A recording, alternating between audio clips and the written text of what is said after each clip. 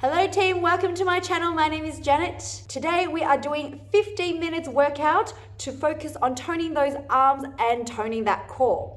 The only equipment that you need today is a light set of hand weights. So I've opted for 1 kilo in each hand, but feel free to either use no weights or go a little bit heavier or lighter. Or if you don't have weights lying around, feel free to grab 2 maybe bottles of water or 2 cans of beans, whatever gives you a little bit of resistance, as that's all you will need to tone up that body.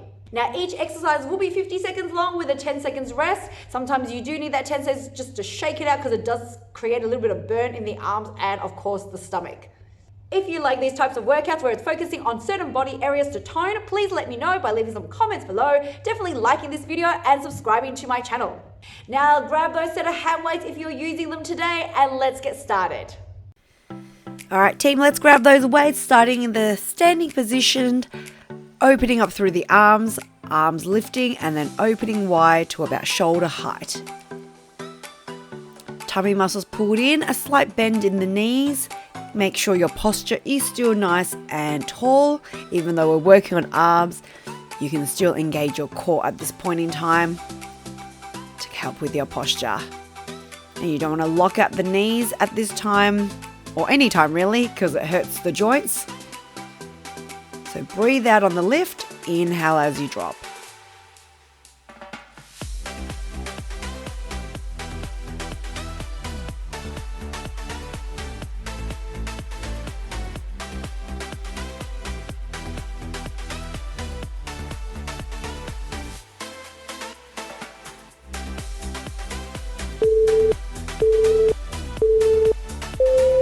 Great, so give those arms a little bit of a shake there, just to rest it out. So the arms are going to go horizontal. I'm going to bend them into L shape or 2 goalposts. Keep those elbows nice and high in line with your shoulders. I do find that in class when people start to get tired, obviously their arms start to drop a little bit lower. We're trying to build up that endurance and strength in the shoulder. So try to keep that arm nice and lifted. Now, as I said earlier, all these moves can be done without weights or even lighter weights. I've got 1 kilo in my hands. Feel free to go half a kilo for those of you who find that you're just starting out, or no weights still activates it as long as you keep the height of the arms.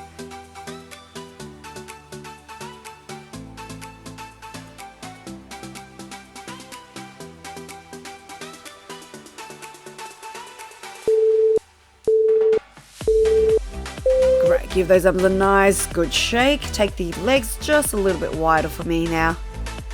We're going to do like a bow and arrow movement. So turning the back foot to face towards the right side. Right arm is holding, left arm is just pulling back like a bow and arrow. So as a bow and arrow comes back, you're going to lift the elbows high. And then your right arm is just holding on. Sometimes just holding on to that right side with the weight in the hand for about 50 seconds is quite enduring, I find. Shoulders might get a little bit exhausted, but that is the point. So my back foot on the left side is lifted up on your tippy toes and turned a little bit so that it goes in line sort of with my body.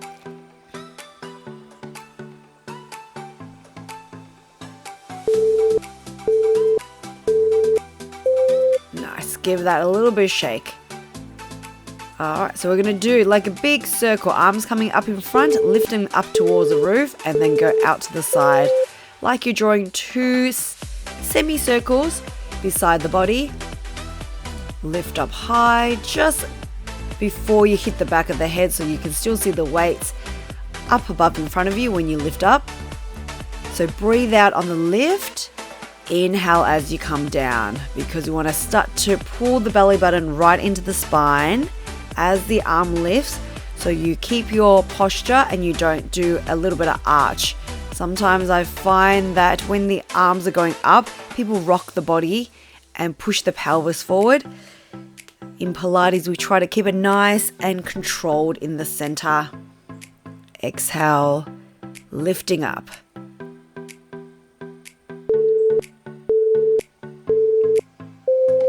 Great, give that little bit of shake.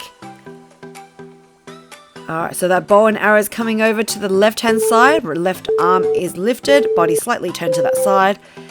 Back foot is lifted up on your tippy toes, slightly turned to a 45-degree angle. And that left arm is drawing back. That's not true. The right arm is drawing back. Left arm is just holding still. You're just doing the opposite side now. Make sure obviously you do both sides equally. If you did the right side before, make sure you do the left side.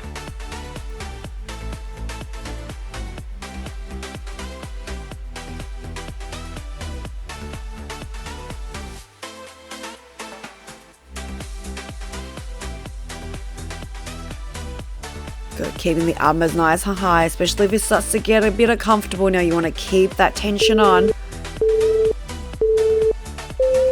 Perfect, give it a little roll through the shoulders. Alright, we're about to come down onto the floor to do some core work into a V-sit as you roll back, tuck your pelvis under, exhale, and then lift a leg. Arms are just holding up to shoulder height, so you can still activate your shoulder strength here. Breathe out as you roll in, pull the belly button right into the spine, and lift a single leg. Now, if you find that your lower back gets uncomfortable here, sometimes you can actually roll a towel underneath your lower back and see how in this bit now, as my arms get tired, I just hold it to my chest for those of you who want to do that. But if you can, keep the arms maybe even extended out to the side now. Keep holding and then just alternating through.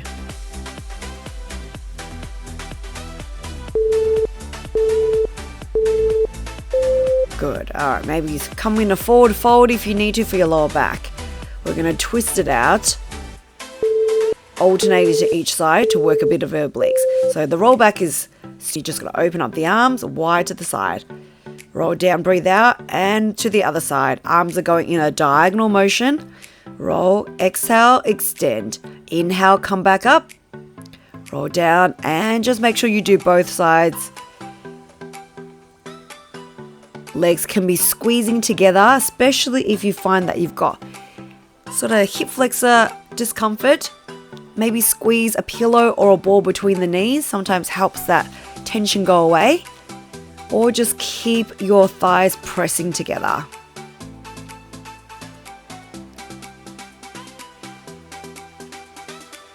Sometimes you might even see, with a cushion underneath your tailbone, because some people find that uncomfortable as well. So those are all these little options you can do. Good. All right, come on down to the floor. Arms are lifted up. Both arms will move, but one leg will come out. As you come up, you're going to go exhale, lift, chin tucks into the chest. Try to keep your back nice and flat. Keep that lower back safe, especially if you've got lower back issues. You want to keep that planted before you start to move. Otherwise, it irritates your lower back. Now, legs doesn't have to extend as low as I am. It can get a little bit higher to the roof as well if you do have discomfort in your lower back. Imagine having like a rolled up sock or a peach just underneath the chin. Pull out the neck, look into the thighs.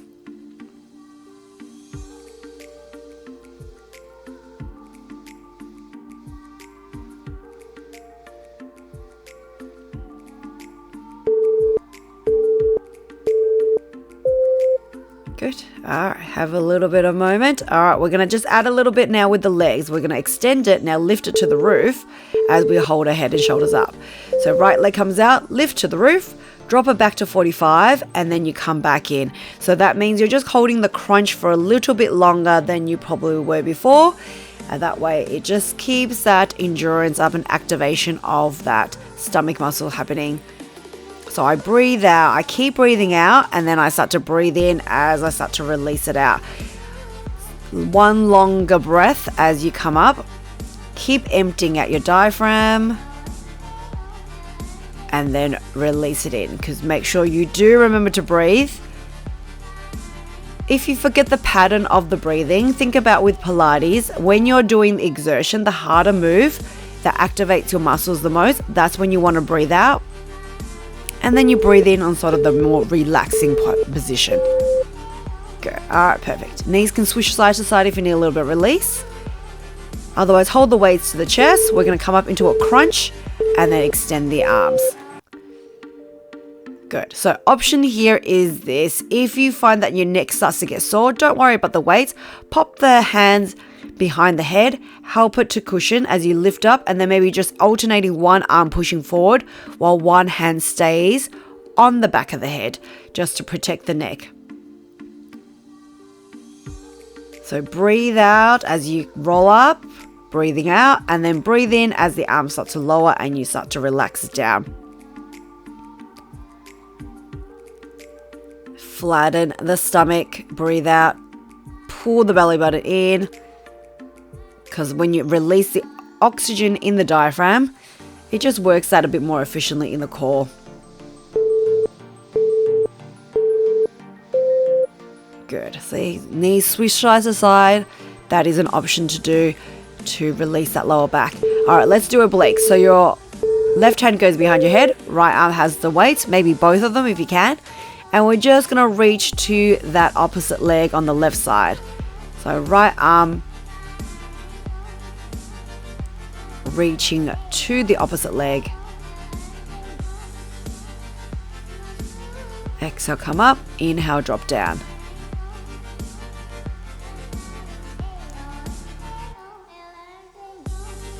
So the hand that doesn't have the weights is going behind the head. The hand that is straight up in the air, that's the hand that is reaching to the leg. Doesn't matter which side you start with because we will do both sides equally, so no stress.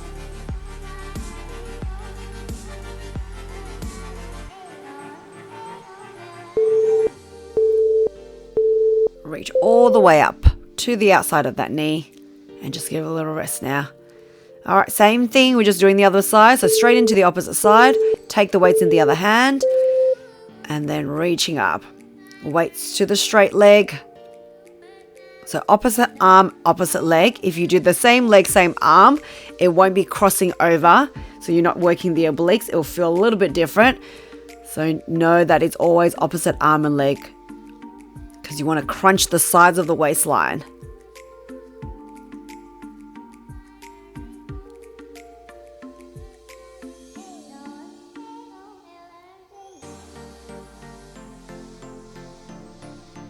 As people always say, you can't spot reduce, but that doesn't mean you can't target areas that you want to tone and get stronger over time. So the waist is important, not just the six pack at the front, but the size of the body also is an important area to work out. Good. All right, have a little bit of rest. We're almost there, team. All right, we're going to start to push the arms out now, double legs extension, and we're going to do a little like snow angel and then come back in. So exhale, come up, open the arms, open the legs just a bit. So arms and leg moving in unison when you come up. Breathe out, come up, open, close, and then inhale as you drop out. Again, make sure you're looking at the thighs. Try not to hang your head back and look to the roof, which I find a lot of people do, but that actually irritates your neck over time. This is a nice safe option and it helps pull out the spine a little bit. Good. Legs nice and wide. That way you can at least work your inner thighs as well. And it distracts you from having to hold that crunch the whole time, hopefully. Good. All right, rest it out. We have got 2 more exercises and then we just have a quick stretch and then we're done. So arms up in the air and then you're crossing the arm to the opposite leg that is still bent, and then that left leg, if you're using the left side, will shoot out. So left arm to the outside of the right knee, right hand to the outside of the left knee, and then the opposite side of the legs will shoot out long. If you get confused with alternating legs and arms, just think about not moving the legs at all and just move your upper body to the outside, reaching that weight to the outside of that knee, and then start to coordinate later. Again, if you are extending the side that you are reaching to, it will find that you're a little bit rocky. It will feel a little bit weird. So generally that's how you know you're not doing the right side. All right, perfect. Last exercise.